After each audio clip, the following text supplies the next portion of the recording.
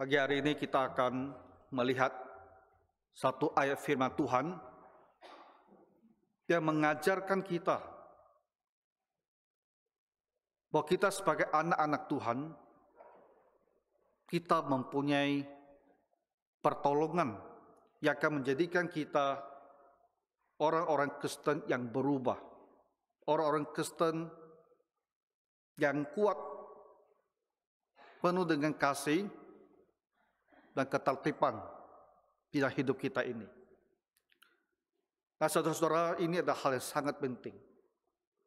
Kalau kita bisa berubah, pribadi kita berubah, supaya jemaat kita berubah dari kelemahan menjadi kekuatan, maka hidup kita akan diberkati oleh Tuhan dan kita bisa memuliakan Dia, dan pekerjaan Tuhan juga akan bisa berkembang, maju dalam keselamatan banyak jiwa, dalam pembangunan iman jemaat Tuhan. Kita lihat diri Rasul Paulus sendiri. Bagaimana seorang rabi, seorang Farisi, satu di antara ribuan orang Farisi ada di masyarakat Israel pada masa Tuhan Yesus. Tetapi dia berubah menjadi seorang rasul. Seorang rasul yang dalam catatan kitab suci, rasul yang paling banyak berkarya, menjelajahi begitu banyak daerah, menempuh begitu banyak perjalanan dari Asia sampai ke Eropa, dan mendirikan gereja-gereja. Dan nama-nama gereja itu sebagian besar kita baca di dalam kitab suci. Karena dia tidak hanya mendirikan gereja, walaupun gereja-gereja itu tersebar di daerah yang sedemikian luas, tapi dia tetap menggembalakan semua gereja itu dengan berkunjung, dengan menulis surat-surat kepada mereka. Dan sebagian besar ya surat-surat di dalam perjanjian baru, nah itu ada tulisan Rasul Paulus untuk kita. Dalam waktu kurang dari 40 tahun, satu manusia bisa berubah sedemikian rupa, mempunyai kekuatan yang sedemikian rupa, kasih yang sedemikian besar, dan ketertiban hidup, disiplin hidup yang begitu baik, dan dia bisa menghasilkan begitu banyak bagi kerajaan Tuhan. Tapi kita tidak hanya melihat bahwa dalam diri Paulus terjadi perubahan yang demikian besar. Walaupun kita tidak melihat nama-nama, tetapi gereja di abad pertama, di dalam keadaan yang tertekan, dalam penindasan, tapi gereja-gereja terus begitu berkembang. Sehingga dalam 300 tahun, mereka telah menjadi satu iman, satu agama di seluruh kerajaan Romawi. Dan itu adalah pekerjaan dari orang-orang Kristen yang ada di dalamnya. Dan kita tidak mengenal siapa mereka. Sejarah gereja abad pertama kita, dan abad kedua kita membaca memang sejumlah bapak-bapak gereja. Ya, mereka hidup di abad kedua yang belajar langsung pada para rasul, kita sebut sebagai bapak-bapak rasuli, the apostolic fathers.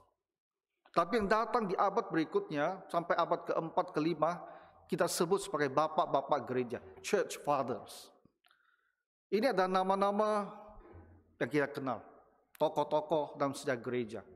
Tapi banyak lagi orang Kristen, jutaan, yang kita tak kenal nama mereka. Tapi mereka semua bersama-sama membangun kerajaan Tuhan, menyebarkan firman Tuhan, mengajarkan firman Tuhan, membangun iman. Dan terjadilah perubahan sedemikian besar bagi perkembangan gereja Tuhan Yesus. Perkembangan gereja Tuhan itu dimulai dari perubahan diri kita. Karena kita umat Tuhan adalah agen manusia, alat yang Tuhan gunakan. Diri kita ini yang harus berubah dan Tuhan bisa memakai kita untuk pekerjaan besar di dalam gereja, dalam masyarakat, dan dalam rumah tangga kita. Di dalam ayat yang barusan kita baca tadi, Rasul Paulus dia lagi berbicara kepada Timotius. Timotius ini adalah satu anak muda, diperkirakan mungkin masih di bawah 20 tahun ya. Ketika Rasul Paulus datang ke daerah Listra atau Derbe. Nah, itu dalam perjalanan misionaris yang kedua. Jadi Paulus dia selalu mengatakan perjalanan panjang. Dan 3 kali perjalanan panjang itu. Kedua kalinya dia pergi, dia sampai ke daerah Derbe, Listra. Dari situ dia bertemu dengan anak muda ini yang kita sebut, yang kita panggil itu Timotius. Itu tahun 49 Masehi.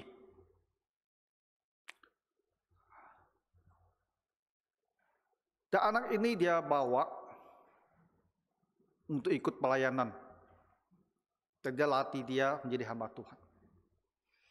Jadi Rasul Paulus dia mengerti sekali tentang Timotius. Dia tahu perkembangan imannya. Dia juga tahu mentalitasnya. Ketika dia menulis surat 2 Timotius tadi yang kita baca, Timotius ini sudah ikut Paulus berapa lama? 18 tahun. Karena surat itu ditulis tahun 67 Masehi. Jadi dalam 18 tahun berhubungan dengan Timotius, dia ngerti sekali Timotius ini. Dan dia melihat ada juga hal yang kurang di dalam diri Timotius ini. Makanya dalam surat yang kedua ini, dia ada berbicara tentang diri Timotius itu. Ayat ke-7 dia bilang apa? Allah memberikan kepada kita bukan roh ketakutan, melainkan roh yang membangkitkan kekuatan, kasih, dan ketertiban. Jadi, ya, karena kamu diberikan roh seperti ini, bagaimana kamu harus bersikap? Jadi bagaimana? Ayat yang berikutnya, ayat ke-8. Jadi, janganlah malu bersaksi tentang Tuhan kita, dan janganlah malu karena aku seorang hukuman karena dia, melainkan ikutlah menderita bagi Injilnya oleh kekuatan Allah. Tentu Rasul Paulus yang menjadi fokus pikirannya, kegiatannya setiap hari itu adalah pekerjaan Tuhan. Jadi dia melihat bahwa dalam diri Timotius yang sudah 18 tahun ya, dalam pelayanan. Dan tentu banyak sekali hal yang telah Timotius kerjakan. Ditugaskan dalam banyak hal. Contohnya ditugaskan ya di Efesus sebagai gembala sidang, pendeta di situ. Ditugaskan ke daerah lain untuk menertibkan gereja. Tapi di samping segala kelebihan dan pekerjaannya, Paulus melihat masih ada hal yang harus diperbaiki, yang harus diubah dalam hidup Timotius ini, sehingga dia bisa menjadi lebih lagi berguna bagi kerajaan Tuhan. Maka dia bilang, dia ingatkan Timotius, Tuhan memberikan kita roh. Roh yang seperti apa? Dia bilang bukan roh ketakutan.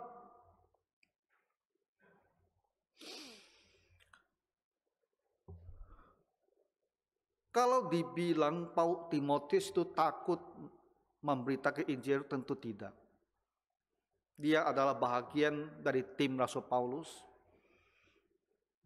Dan kita membaca tentang Paulus yang harus dilempari batu, menderita, dianiaya, dan dia pasti tidak akan terlepas juga dari pengajian-pengajian itu. Tapi Timotius ya, di samping dia telah menjalani segala kesusahan itu, Paulus ingatkan dia, kamu jangan takut. Karena dalam diri kita, walaupun kita pernah dengan berani menghadapi banyak masalah, itu tidak berarti ke depan kita tidak ada ketakutan apapun kalau kita harus menghadapi masalah. Itu bukan demikian. Kita lihat contoh Nabi Elia. Di Gunung Karmel, Elia bisa melawan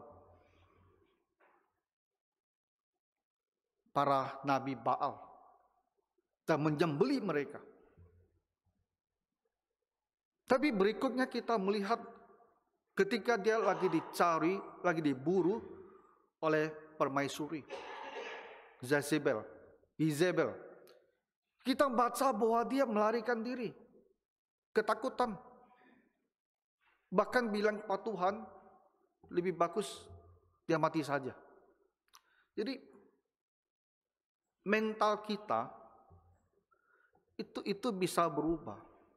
Walaupun kita pernah mengalami, pernah dengan kekuatan mengatasi banyak hal, tapi bisa saja ke depannya kita menjadi lemah, menjadi kecut.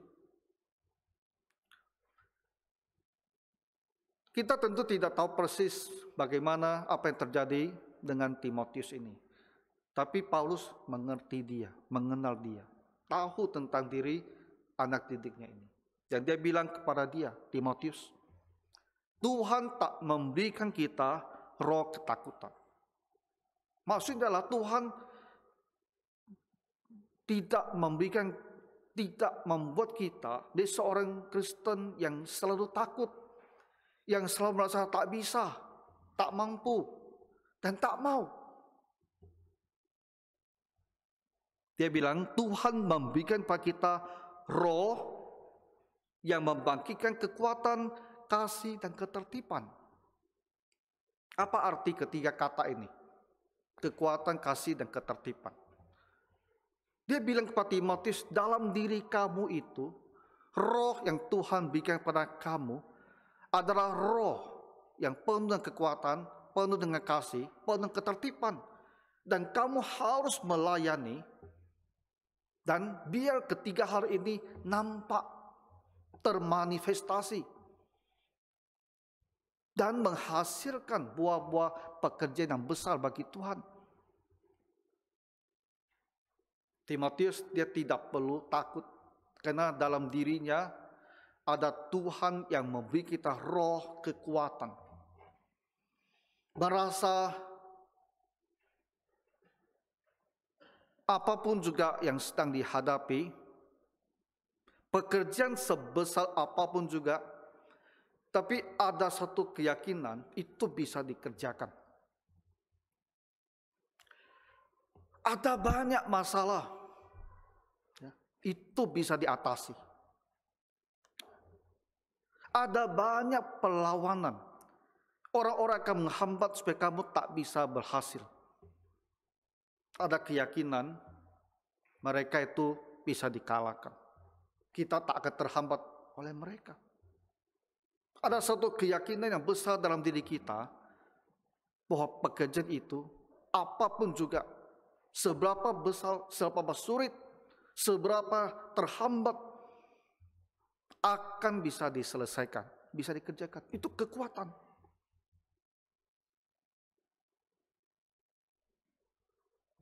Dan tentu ini adalah hal yang sangat penting bagi Timotius. Abad pertama, iman Tuhan Yesus baru disebarluaskan. Boleh dibilang, satu dunia itu belum mengenal Tuhan Yesus. Di sana sini kantong-kantong orang Kristen itu saja. Dan itu pun mereka tertindas. Dan seringkali harus menyembunyikan diri. Bagaimana mau mencoba luaskan Injil kepada semua orang ini? Ini harus ada kekuatan.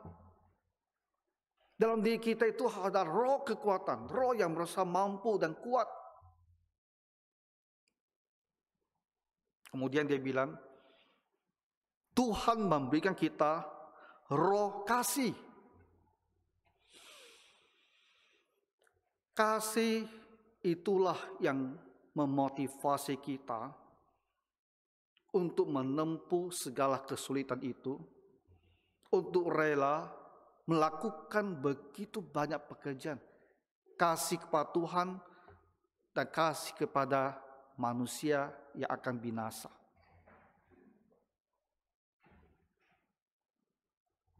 Bahkan kasih kepada musuh-musuh kita. Kenapa? Kalaupun ada orang-orang yang menentang Tuhan Yesus, menentang pekerjaan pemberitaan Injil, walaupun mereka ini sangat merepotkan, menyusahkan, dan kita berpikir sebagai manusia dalam ukuran dunia ini, barangkali kita tak akan senang dengan mereka ini. Tapi ketika kita membayangkan sejahat-jahatnya mereka, itu ada urusan berapa puluh tahun. Ya. Tapi kalau mereka binasa, urusannya adalah kekal. Jadi ketika kita memikirkan kondisi mereka yang binasa bukan hanya 100 tahun, binasa tidak hanya 1000 tahun, binasa kekal selama-lamanya. Karena kasih, karena kasih, kita bisa merasa bahwa kebinasaan mereka kekal itu adalah terlalu mengerikan bagi mereka. Jadi walaupun mereka seperti orang-orang sangat menentang, tapi karena ada kasih dalam diri kita, maka kita melihat jauh ke depan tentang mereka dalam dunia yang kekal. Jadi kita pun bisa mendoakan mereka. Kita pun masih mau membimbing mereka kepada Tuhan Yesus. Walaupun mereka di dunia ini bisa sejahat-jahatnya. Kita akan bisa berpikir demikian karena kasih. Kasih menutupi banyak dosa. Kalau bukan karena kasih, kita tak akan bisa melihat jauh melebihi apa yang di depan mata kita. Kita hanya akan bisa melihat semua keburukan dan kejahatannya. Tapi kasih akan menolong kita seolah-olah terbang ke atas tanpa punya pandangan yang jauh ke depan, pandangan yang kekal. Dan itulah yang akan membuat kita, sikap kita jadi berubah terhadap dia, walaupun dia itu jahat. Kasih. Kasihlah yang akan membuat Paulus dan Timotius bepergian menjelajah dunia sedemikian luas, sedemikian sulit. Hanya untuk apa? Hanya untuk menceritakan kepada orang banyak tentang Tuhan Yesus. Sama sekali bukan untuk kepentingan pribadi apapun, apalagi mencari uang, sama sekali tidak ada. Mereka bekerja, membuat tenda untuk kebutuhan hidup sendiri. Bukan Rasul Paulus itu orang yang antik tak mau dikasih bantuan, bukan. Jemaat Filipi mengirimkan bantuan kepadanya ketika di penjara, dia terima dengan syukur. Tapi Paulus berpikir, bagi orang-orang yang belum mengenal Tuhan, kalau kita menerima bantuan dana mereka, nanti mereka pikir Kita datang menginjili mereka tujuannya hanya mau mencari uang. Dan dia tidak mau ada salah paham. Karena Injil itu terlalu penting. Jangan ada yang salah paham. Sehingga dia tidak mau menerima dari mereka yang belum mengenal Tuhan. Dia tidak mau. Itu alasannya. Jadi bukan untuk mencari kepentingan diri sendiri. Tapi untuk jiwa mereka. Dia bekerja dan berjuang. Nah, hari ini dimungkinkan. Karena ada kasih yang mendalam dalam diri mereka. Tuhan memberikan roh ketertiban. Dalam bahasa Inggris terjemahnya adalah sound mind. Pikiran yang jernih.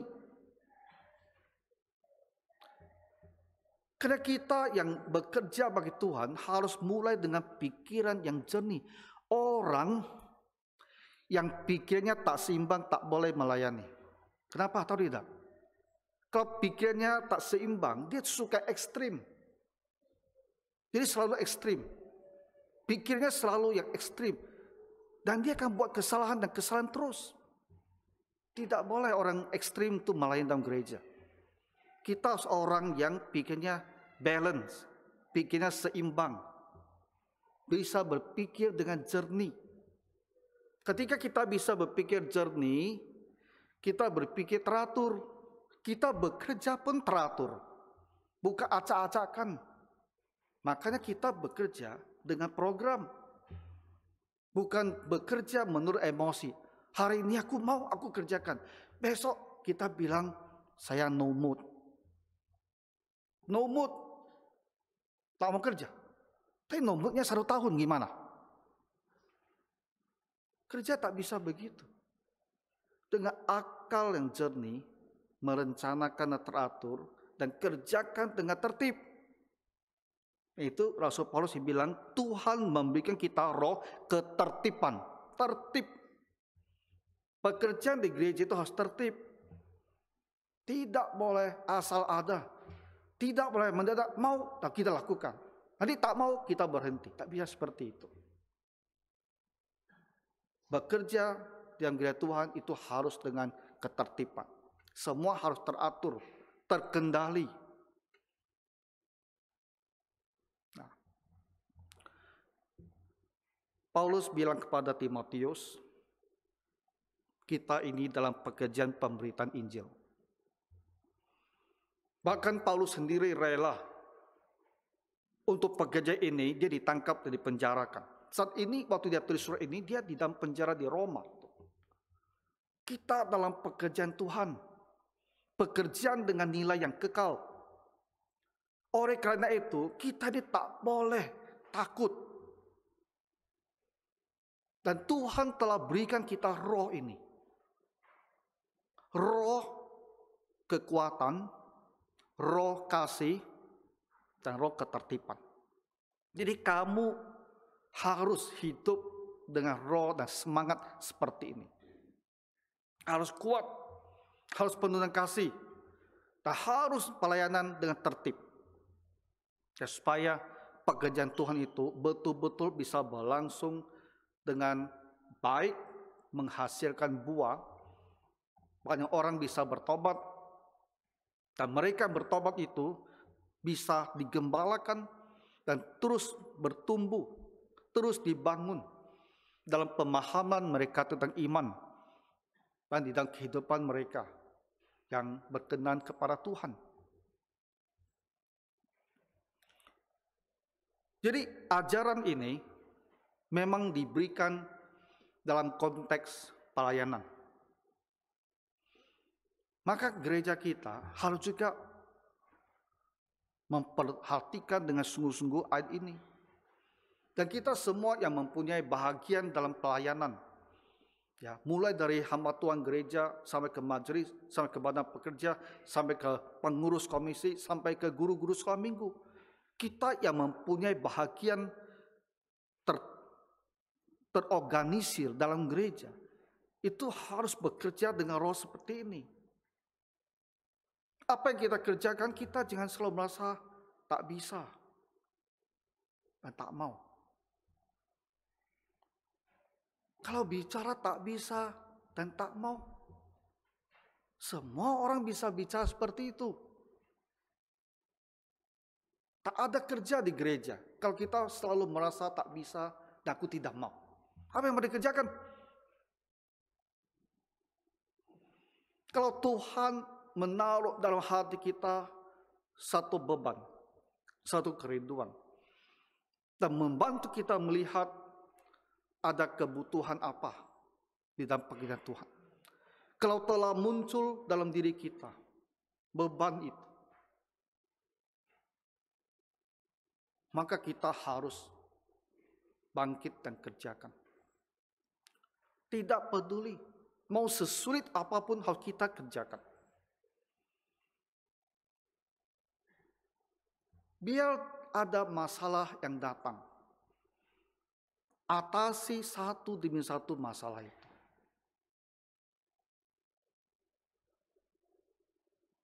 Kalau ada orang yang tidak cocok, dia melawan, dia mau menghambat, kita tidak boleh mundur. Biarkan saja dia berusaha menghambat. Kita harus lakukan apa yang bisa kita lakukan.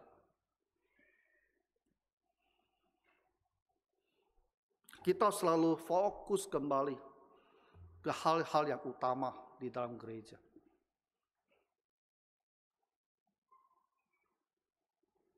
Kemarin, besok siang ini saya mau ke Medan. Karena kita keadakan rapat sinode.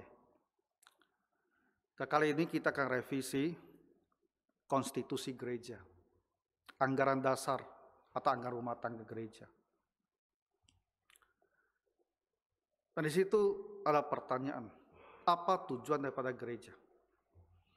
Apa tujuannya gereja itu didirikan? Apa tujuan gereja itu ada? Kita pikir yang fokus, yang benar itu loh. Secara alkitabiah, apa sih gunanya gereja itu ada? Di konstitusi tahun 98, itu berarti 25 tahun lalu ya. Ada satu daftar yang panjang sekali. Tapi saya pikir daftar ini kurang fokus.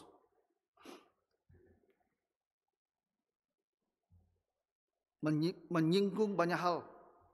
Tapi mana arahnya? Saya perbaiki. Nanti mau saya rapatkan. Lihat yang lain bisa setuju tidak. Tulis tujuan gereja hanya 4. Pertama adalah penginjilan. Kedua adalah penggembalaan. Ketiga adalah pembelaan iman. Menjaga iman Kristen jangan tercemar. Keempat, perbuatan baik. Kenapa demikian? Karena amanat agung Tuhan Yesus. Pergilah dan jadikanlah segala bangsa muridku. Itu penginjilan. Dan ajarlah mereka melakukan segala sesuatu yang aku ajarkan kepadamu. Itu adalah penggembalaan. Orang jemaat kalian semua. Itu harus diajar seluruh firman Tuhan. Supaya kamu hidup mengikuti firman Tuhan ini. Itu adalah penggembalaan. Ya. Lalu ketiga adalah karena begitu banyaknya ajaran sesat ya. Sejarah gereja itu penuh banyak ajaran sesat. Sejaman kita sekarang banyak juga ajaran yang keliru. Jadi kita harus membela iman, mempertahankan iman yang murni itu. Supaya jangan Injil itu tercemar. Jangan Injil itu menjadi social gospel. Jangan Injil itu menjadi mau kristenkan orang dengan cara apa? Kasih beras, kasih uang, kasih pekerjaan. Itu bukan kekristenan. Itu hanya mengkristenkan orang. Yang masuk gereja tak bertobat. Yang masuk gereja itu tak pernah sungguh-sungguh mau jadi orang Kristen. Dia hanya mau mendapatkan semua keuntungan materi. Dan kita buat dia masuk ke dalam gereja. Dan kita bilang itu pertumbuhan gereja. Itu omong kosong. Karena orang-orang ini namanya tak ada di surga kalau dia tak bertobat.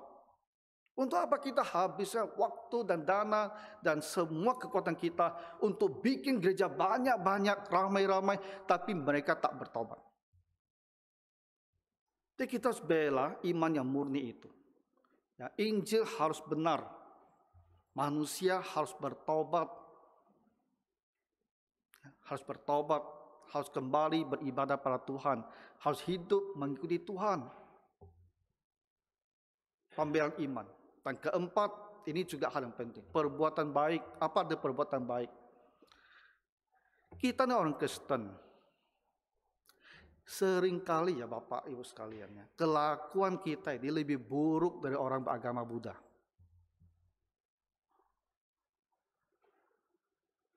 Kemarin saya bertemu dengan seorang ibu. Ketika dia mau bicara tentang orang lain, kamu tahu apa dia? Tiba-tiba dia pukul-pukul mulutnya. Dia bilang tak boleh gosip.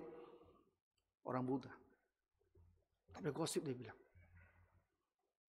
Kadang-kadang kita orang Kristen, kita hanya fokus bahwa kita ini percaya pada Yesus, kita diselamatkan. Kita tak memfokuskan diri setelah kita bertobat, setelah kita percaya pada Tuhan Yesus, hidup kita ini, kelakuan kita ini harus berubah menurut kitab suci. Ya. Kelakuan kita harus berubah. Kita harus mau menunjukkan sikap baik, kasih kepada orang lain. Itu adalah semua di bawah satu naungan yang besar. Itu namanya perbuatan baik. Bukan perbuatan baik ini memang tak menyelamatkan kita. Karena kita sudah selamat. Kita sudah selamat. Tapi kita harus hidup sebagai dengan cara orang yang telah selamat itu. Dalam diri kita itu banyak hal-hal yang baik. Perubahan kelakuan sikap dalam diri kita. Perubahan cara kita berhubungan dengan orang lain. Itu semua masuk kategori perbuatan baik. Nah, jadi itu harus jadi fokus gereja. Jadi yang mau dikerjakan, mau dicapai dalam gereja dalam 4 hal ini. Dan Bapak Ibu harus mempunyai pikiran yang sama. Gereja dimulai adalah dengan penginjilan. Kalau tak ada penginjilan, tak ada orang bertobat, itu tak ada gereja. Jadi kita semua harus giat sekali dalam pekerjaan penginjilan. Dan kita harus giat juga dalam hal-hal yang bisa membuat kita bertumbuh. Kita mau dibangun sebagai orang Kristen. Dan tentu pembelaan iman. Itu akan lebih banyak pekerjaan hamba Tuhan. Tapi kita harus mendukung. Gereja memang harus menjaga kemurnian iman ini. Perbuatan baik dan urusan kita sehari-hari. Nah, jadi gereja kita mau melakukan semua hal ini. Dan kita pikir itu ada hal yang begitu besar. Bagaimana mau dilaksanakan? Itu adalah pekerjaan sepanjang hidup. Sepanjang hidup hamba Tuhan, sepanjang hidup jemaat. Tapi kita harus kerjakan. Biar dia kerja yang besar, kerja yang panjang, itu harus kita kerjakan. Roh dalam kita harus seperti ini. Saya harus kerjakan dan bisa dikerjakan dan mau dikerjakan. Ya. Dan supaya kita bisa mengerjakannya dengan hati yang bersukacita, tidak merasa terpaksa gitu loh. Dari diri kita sendiri mau melakukannya, bukan karena disuruh-suruh. Maka harus ada roh kasih. Kasih kita kepada orang hilang, kasih kepada jemaat, kasih kepada Tuhan. Kasih itulah yang akan membuat kita dengan ikhlas, dengan rela hati, dengan tekun mengerjakan semua tugas-tugas ini. Dan tadi sudah saya bilang, semua pekerjaan gereja harus dilakukan dengan tertib, direncanakan, ya, dan dikendalikan, sehingga semua itu tidak campur aduk, tidak acak-acakan, dan tidak kacau balau. Ya, semua harus tertib kita kerjakan dengan pikiran yang jernih. Nah, Bapak Ibu, jadi ini prinsipnya. Dan prinsipnya ini kita terapkan pertama-tama ke dalam pekerjaan di gereja. Tapi prinsip yang sama ini juga perlu Bapak Ibu terapkan di di dalam kehidupan kamu pribadi, dalam kehidupan rumah tangga, dalam dunia kerja. Kita bicaralah, karena kita semua harus bekerja, menjalankan usaha kita, ya, melakukan pekerjaan kita.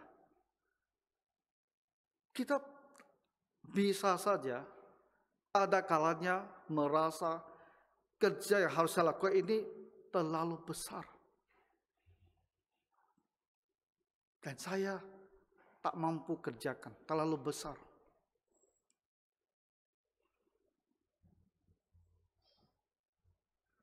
Kalau kita sudah mulai berpikir seperti ini, kamu tak bisa lagi bekerja. Kamu akan mundur.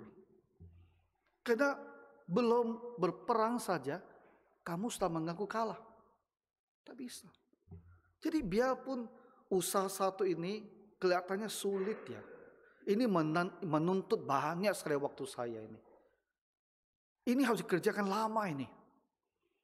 Tapi kalau kita yakin bahwa inilah pekerjaan Tuhan bagi saya, kalau kamu telah berdoa dan kamu yakin inilah usaha Tuhan bagi saya, kamu harus punya roh yang kuat dan kerjakan itu. Ketika kita mempunyai roh yang kuat, kamu langsung berubah. Cara kamu berpikir itu jadi berubah. Tapi kalau kita rohnya adalah roh ketakutan, roh lemah, ketika kamu lihat kerja itu saja, kamu rasanya mau menghindar saja. Ada orang saya kenal. Dia programmer. Dia pagi sebelum dia mau ke kantor dia harus muntah dulu. Kenapa begitu? Karena bagi dia pekerjaan ini sudah sedemikian berat. Sehingga terpikir saja dia rasanya udah pusing. Muntah. Akhirnya memang berhenti dia. Kalau udah begitu kamu tak akan bisa kerja lagi. Kalau melihat kerja itu saja kamu sudah merasa mau muntah, kamu udah tak bisa kerja. Mental kamu sudah anjlok, mana bisa kerja lagi gitu. Jadi kalau hal yang kamu kerjakan, usaha kamu jalankan tiap pagi, merasa mau pergi buka toko itu rasanya kalau bisa aku sakit saja hari ini gitu. Ya. Kalau kamu kerja di kantor orang bolehlah kamu sakit, ya. Kalau kamu usaha sendiri sakit terus. Jadi penghasilan mau datang dari mana? Kalau kita masa wah mau pergi lagi ngurus, rasanya lah capek sekali. Rasanya kalau tak pergi boleh sekali, akan senang sekali. Kalau tak begitu, kamu sudah anjlok, sudah tak bisa lagi. Maka kita tidak boleh punya roh seperti ini. Roh kita harus diubah. Ini memang kerja menantang, menuntut sekali, merepotkan sekali, capek sekali. Tapi inilah kerjaan saya yang Tuhan berikan. Saya akan kerjakan dan selesaikan dia sampai berhasil. Mau dia butuh berapa bulan, saya akan kerjakan sampai dia berhasil. Mental seperti ini dan kita maju, kita jadi semangat dan pergi.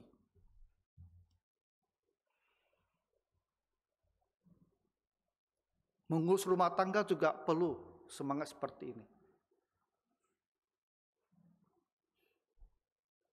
Kan orang bilang pekerja rumah tangga pekerjaan tak pernah habis kan.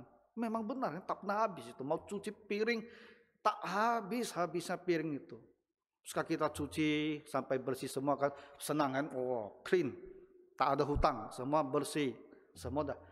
Sebentar lagi udah muncul lagi satu. Ya, muncul lagi piring, muncul lagi cup. Tapi Bapak Ibu harus pintar-pintar atur urusan di sini, ya. Jangan kasih semua orang mau minum ambil satu gelas. Itu bisa bertumpuk itu satu karung di situ. Ya, kasih satu-satu. Dan kamu setiap kali minum pakai satu itu, tak boleh pakai yang lain. Biar kita hanya 3 orang ya 2 orang itu dia gelasnya. Nah itu pakai sedikit pikiran, kayak gimana kita tata rumah tangga itu. Tapi kadang-kadang kita akan berpikir nih, kerja rumah tangga tak habis-habisnya itu. Paling celaka adalah baju yang mau disetrika. Betul tak? Waduh, baju yang mau disetrika itu. Kita lihat ya di tempat jemuran, muncul lagi itu loh. Sampai kita gosok sampai dia habis, wah lega, clean. Nanti muncul lagi. Tapi kita mau bagaimana? Kamu tak usah menikah gitu loh kalau tidak mau menghadapi semua urusan ini. Sebagai ibu rumah tangga, walaupun kita punya pembantu rumah tangga, ya mereka bantu kita. Kita yang atur dia bekerja. Jangan bilang, aku udah punya pembantu, jadi ini urusan dia. Aku tidak tahu lagi ya urusan ini. Enggak. Lihat Amsal 31. That woman. Ya, perempuan nih, Amsal pasal 31 itu. Dia punya banyak pembantu. Tapi firman Tuhan bilang, dia atur pembantunya. Apa yang dikerjakan oleh pembantunya. Jadi bersyukurlah kalau kita bisa mempunyai pembantu rumah tangga. Tapi kita harus atur mereka kerja. Itu urusan kita. Jadi rumah tangga punya urusan. Itu memang urusan kita sebagai ibu-ibu. Jadi maksud saya begini, kadang-kadang kita kan melihat itu pekerjaan tak mau habis karena akan berulang-ulang terus. Memang begitu kan? Jadi semangat kita bagaimana? Kalau kita selalu merasa ini beban saya ini beban saya ini. Maka kamu tiap hari hidupnya itu jadi tertekan ya. Melihat ini, melihat itu, kamu tak happy. Tapi kita harus kerjakan. Kenapa kita tak ubah diri kita? Tuhan berikan kita roh kekuatan. Jadi pekerja rumah tangga ini rumah tangga saya urus dia dengan baik. Karena saya mengasihi suami saya mengasihi anak-anak saya urus semua dengan baik supaya mereka semua di rumah merasa rapi dan suka di rumah. Dan rumahnya nyaman, semua tertib, kasih. Kalau kamu rencanakanlah pekerjaan di rumah tangga itu. Pakai sehat plan. Ya, apa yang mau dikerjakan dulu, bagaimana caranya, supaya ada hal yang bisa kita minimalkan, ya supaya kita tidak merasa begitu banyak kerja bertumpuk-tumpuk di rumah itu. Pikir, baca buku, ya ke YouTube, lihat gimana orang menata rumah tangga sehingga semuanya bisa lebih rapi tanpa harus menguras begitu banyak pikiran dan kekuatan kita. Itu kita mengurus rumah tangga. Prinsip ini juga akan menolong kita. Jadi bagaimana sikap hati kamu, bagaimana semangat kamu, bagaimana roh kamu itu akan menentukan bagaimana kamu menghadapi hal-hal yang harus dikerjakan. Jadi dalam pekerjaan gereja, dalam dunia usaha kita, dalam pekerjaan rumah tangga, dalam hal apapun juga, sangat penting ada sikap di hati kita ini. Nah Bapak Ibu, Tuhan bilang, yang dia berikan pada kita ini bukan roh ketakutan, bukan roh yang tak bisa, roh yang lemah, yang berujung pada aku tidak mau, aku menyerah. Tapi roh yang diberikan pada kita adalah roh yang penuh dengan kekuatan. Jadi kalau sebelumnya kita tak sadar, maka setelah kita dengarkan firman Tuhan ini, kita jadi sadar. Jadi Tuhan berikan saya roh kekuatan ini. Jadi saya harus berubah. Tuhan berikan saya roh yang mengasihi. Tuhan juga berikan saya roh yang mau hidup dengan tertib, mau bekerja dengan tertib, biar saya berubah. Setelah kita tahu, kita harus punya keinginan, saya mau jadi orang seperti ini. Yang rohnya kuat, penuh kasih, dan tertib. Kita bisa. Kenapa? Kenapa kita bisa jadi seorang manusia yang semangat? Walaupun umur 60, mentalnya 30 gitu loh. Ya, bisa tidak? Maksudnya hidup itu semangat gitu loh. Bukan malas, tiap hari rasa malas, tiap hari rasa suntuk, tiap hari rasanya nggak mau apa-apa. Kita mau apa kalau tidak mau apa-apa semua? Padahal hidup masih muda kan? Nah, walaupun kita umurnya sudah ada pun kita di mentalnya ini harus muda dan semangat. Dan itu memungkinkan karena roh yang Tuhan berikan pada kita adalah roh kekuatan, roh kasih, dan roh ketertiban. Bukan roh yang penuh dengan ketakutan. Kita ada orang yang bisa berubah. Karena kita ini sudah mengenal Tuhan. Kita ini sudah diampuni. Jadi kita ini ada orang ya, yang hidupnya pikiran adalah saya ini ada orang yang telah dimaafkan oleh Tuhan. Itu melegakan sekali. Kalau kita tidak mengenal Tuhan, tiap hari hidup dikejar oleh rasa bersalah, ketakutan akan hukuman akan datang, yang tak jelas seperti apa, tapi takut itu. Oh, itu sangat menekan hidup kita itu. Membuat kita itu mau roboh. Tapi kita adalah orang yang sudah diampuni. Kita sudah merasa saya ini orang diampuni gitu. Sudah dimaafkan Tuhan. Kelegaan itu besar sekali. Sama Tuhan yang hidup di surga ini, saya tak ada isu dengan dia. Saya sudah dia ampuni. Saya sudah bisa Tuhan terima. Begitu melegakan. Sehari-hari kita bisa hidup beribadah, bersekutu dengan Tuhan. Wah, kita merasakan begitu ada damai sejahtera. Kita ada orang berpengharapan. Orang tidak perlu putus asa. Kita berpengharapan dunia ini dan berpengharapan di dunia akan datang. Apa yang bisa lebih baik daripada segala berkat ini? Nah, kita memilikinya. Makanya kita ada orang yang hati dan pikirannya dan mentalnya itu berubah. Karena kita ada orang yang telah menerima semua berkat rohani ini. Kita bisa kuat, bisa penuh kasih, bisa hidup tertib. Karena kita ada orang yang sudah tak ada beban di dalam hati. Tidak telah berdamai dengan Tuhan. Tapi kita setiap hari hidup berjalan bersama Tuhan. Lebih daripada itu, kita juga diberikan Roh Kudus yang tinggal dalam diri kita. Diberikan firman Tuhan. Sehingga kita bisa tahu dengan jelas, tahu dengan pasti apa yang Tuhan inginkan, bagaimana aku harus hidup. Kita tidak perlu meraba-raba bagaimana caranya hidup supaya berkenan kepada Tuhan. Kita tidak perlu ragu, dan kita bisa tahu. Asal kita mau baca dan kita pelajari kitab suci itu, kita bisa tahu bagaimana aku harus hidup. Jadi kita ada orang yang punya kepastian. Keraguan-raguan, kebimbangan itu karena ketidakpastian. Makanya kita mau maju ini atau mau melangkah ini, kita selalu tertahan-tahan karena tidak yakin. Tapi firman Tuhan dan Roh Kudus telah memberikan kita keyakinan, kepastian bagaimana kita harus hidup, kita harus melangkah. Makanya kita merasa kuat, merasa mampu, karena kita tahu arah yang mau dituju itu yang mana. Kalau kita bawa mobil di daerah baru, kita kan selalu was-was nih, jalan ini setelah itu masih ada jalan tidak? Macam kemarin saya antarkan satu anggota PUI pulang tuh di daerah Mitra Raya, masuk ke perumahan itu, setelah turunkan dia, saya kalau mau putar sedikit repot, saya pikir saya terus saja ke depan, mana tahu nanti ada lingkaran kan keluar itu kan.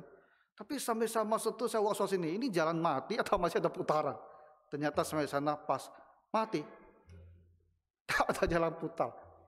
Terakhir terpaksa saya putar di situ. Tapi sepanjang jalan itu kan saya was-was nih, ada tak putar atau saya harus balik lagi? Kenapa? Kenapa was-was? Tidak pasti. Tapi kalau jalan yang kita tahu persis itu seperti apa, kita akan meluncur tanpa perlu mengkhawatirkan saya ini nanti harus bolak-balik atau bisa sampai ke tujuan. Kitab suci dan Roh Kudus kita memberikan kita kepastian. Bagaimana kita harus hidup, apa yang Tuhan mau kita lakukan. Tapi kita harus belajar. Tapi karena ada kepastian itulah membuat kita punya kekuatan. Nah, jadi Bapak Ibu, ayat ini kelihatannya sederhana. Tapi ayat ini bisa mengubah hidup kita. Mengubah hidup pribadi kita. Mengubah kehidupan gereja kita. Mengubah bagaimana kita mengurus rumah tangga, kita bekerja, kita berusaha, kita berdagang. Mengubah bagaimana gereja kita melakukan pelayanan. Tuhan Allah memberikan kepada kita bukan roh ketakutan, melainkan roh yang membangkitkan kekuatan, kasih, dan ketertiban. Saya berharap Bapak Ibu, kita semua sama-sama berubah. Ya, sama-sama menjadi manusia yang kuat dalam menghadapi apapun yang ada di depan kita. Penuh dengan kasih dan tertib pikirannya. Mari kita berdoa. Bapa Surgawi, ubahkanlah semua jemaat-Mu ini dan kami setiap orang. Sehingga firman Tuhan ini Yesus kami dengarkan, memberikan kami semangat yang baru, dan hidup kami pun sungguh-sungguh berubah. Dan kami akan menjadi orang-orang hidupnya berkenan kepadamu, berbuah banyak bagi Tuhan, dan menjadi berkat bagi seluruh keluarga, masyarakat, dan juga gereja. Tuhan Yesus, bantulah kami. Dalam nama Tuhan Yesus Kristus kami berdoa. Amin.